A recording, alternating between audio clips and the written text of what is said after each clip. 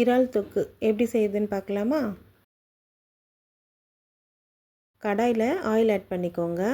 Oil நல்லா சூடானதுக்கப்புறம் சீரகம், வெங்காயம், கருவேப்பிலை எல்லாமே ஆட் பண்ணி நல்லா வதக்கி விட்டுருங்க. வெங்காயம் நல்லா வதங்கினதுக்கப்புறம் தக்காளியும் ஆட் பண்ணி அதையுமே நல்லா வதக்கி விட்டுருங்க. நெக்ஸ்ட்டு மிக்ஸி ஜாரில் வெங்காயம், தக்காளி, இஞ்சி, பூண்டு, முந்திரி இது எல்லாமே சேர்த்து கிரைண்ட் பண்ணி எடுத்துக்கோங்க.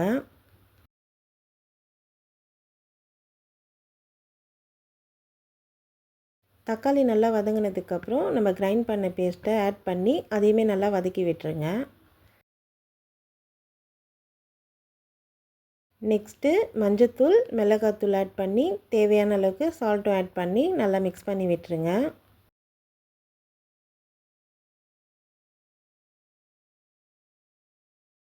மசாலா எல்லாமே பச்சை வாசனை போனதுக்கப்புறம் இறால் ஆட் பண்ணி நல்லா மிக்ஸ் பண்ணி விட்டுருங்க.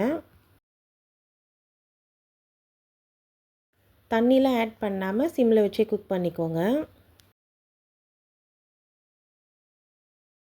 எல்லாமே நல்லா குக் ஆனதுக்கப்புறம் எண்ணெய் பிரிஞ்சு வரும். அந்த டைமில் கொத்தமல்லி தழை ஆட் பண்ணிக்கோங்க.